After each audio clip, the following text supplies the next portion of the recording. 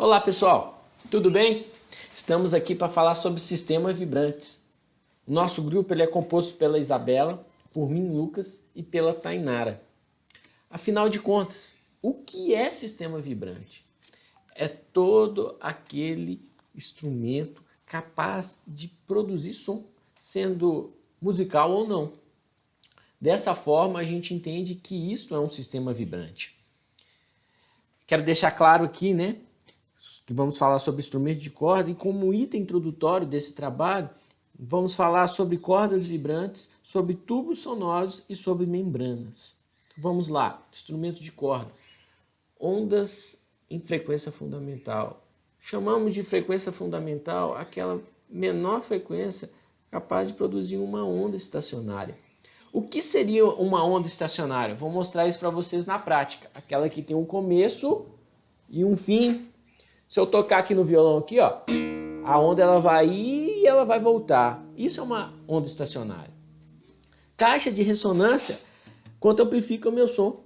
Eu aumento a amplitude da minha onda. Isso aqui no violão é uma caixa de ressonância. Ela faz eu ouvir o som melhor e mais alto.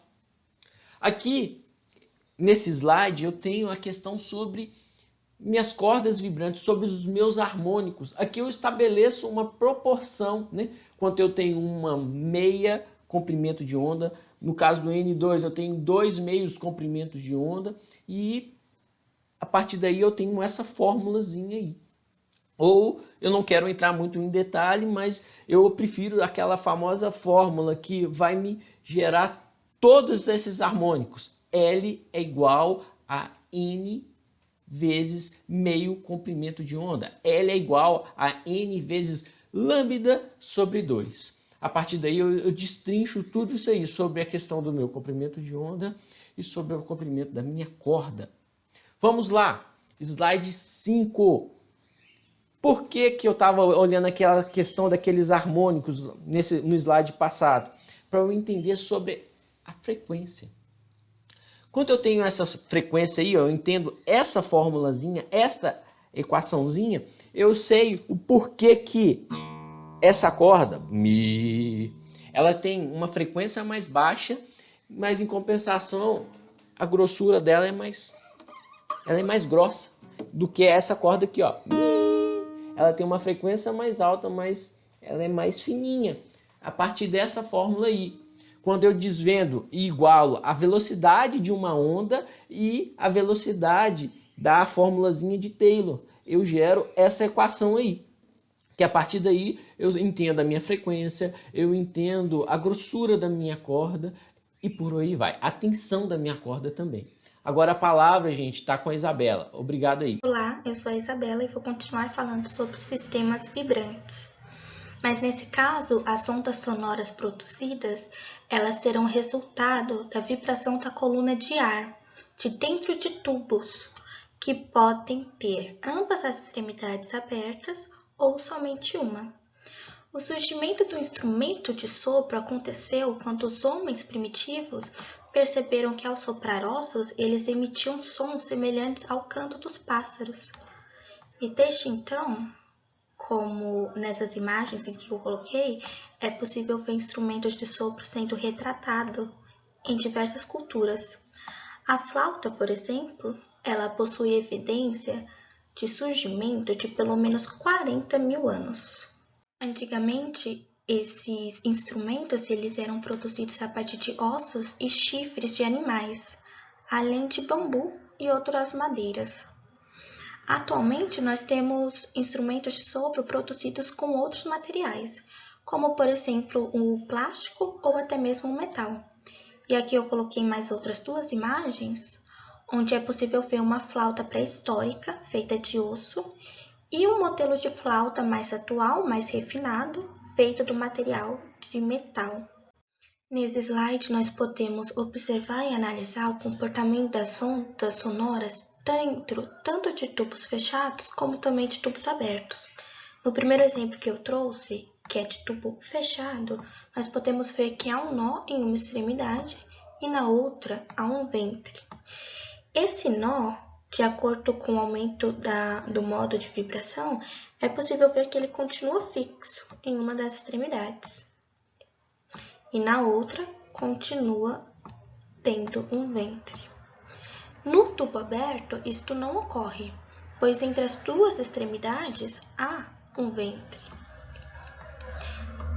E entre eles há então a formação de um nó. Sendo assim, no tubo fechado, nós podemos dizer que entre dois nós há sempre um ventre. Já no caso do tubo aberto, nós podemos dizer que entre dois ventres há sempre um nó. Desse modo, no tubo aberto, a cada novo modo de vibração haverá a adição de mais um nó entre esses dois ventres. E no caso do tubo fechado, haverá a adição de um ventre entre dois nós. Sabendo-se como essas ondas estacionadas se comportam dentro dos tubos, no caso de um tubo aberto em ambas as extremidades, a distância entre dois ventres consecutivos será igual à metade do seu comprimento de onda, ou seja, essa distância L é igual ao comprimento da onda sobre 2, sendo então o comprimento da onda igual a 2 vezes a sua metade. Desse modo, a frequência dada por F é igual à velocidade sobre 2L, e a frequência de um harmônico torna-se Fn é igual a n vezes a sua velocidade sobre 2. Nesse primeiro harmônico de um tubo aberto, nós podemos ver que em uma extremidade é a metade de um ventre, e na outra extremidade também a metade de um ventre. Já nesse segundo harmônico, é possível ver duas metades, onde completam uma, e um ventre completo no centro.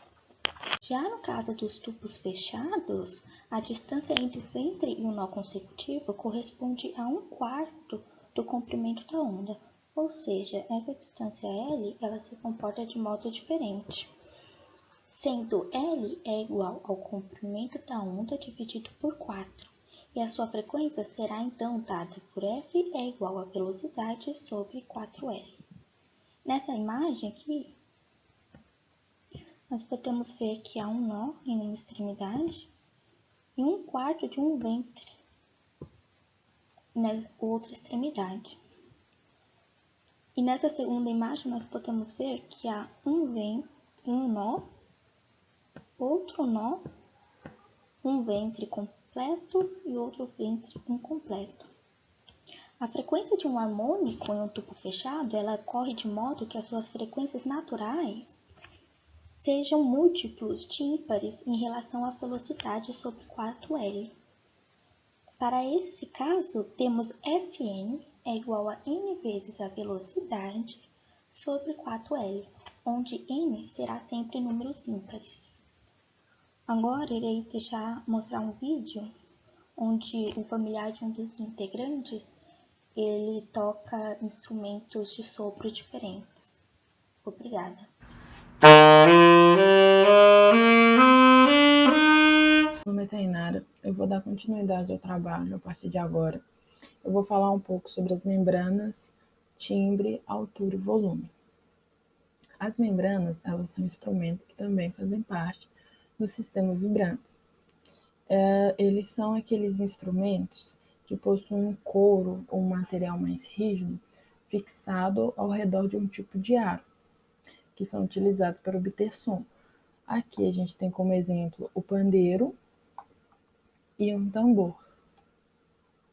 O timbre de uma música. O timbre, ele é também denominado a qualidade de som de um instrumento.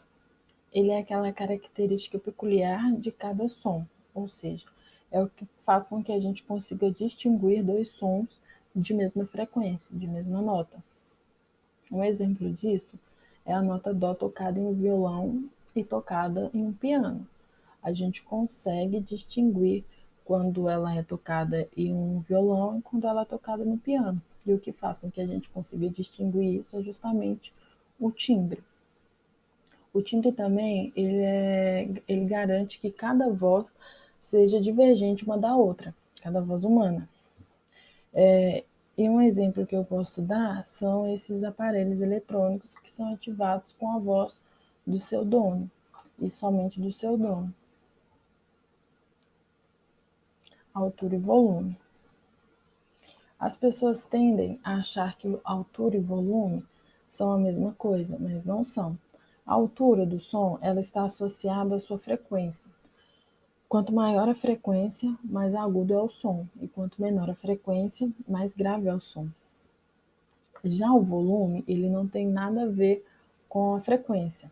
Ele é chamado na física de intensidade, que a gente pode denominar com a letra I. Ele corresponde à potência P por área A de uma onda sonora. Sabendo dessas informações, a gente pode ter, matematicamente, a gente tem a fórmula I igual a P sobre A. Sabendo que as ondas de som se espalham esfericamente no espaço, o exemplo disso é esse alto-falante que está emitindo ondas sonoras esfericamente no espaço. Vou mostrar o vídeo para vocês. Então, as moléculas de ar, elas também vibram esfericamente no espaço, como vocês podem ver no vídeo. A gente pode, sabendo disso, a gente vai poder substituir a letra A da fórmula acima pela área de uma esfera R, que é 4πr ao quadrado, tendo assim a fórmula I igual a P sobre 4πr ao quadrado, que a gente pode utilizar para encontrar a intensidade. Então, gente, esse foi o nosso trabalho. Aqui tá as referências que a gente utilizou para construir esse trabalho. Muito obrigada.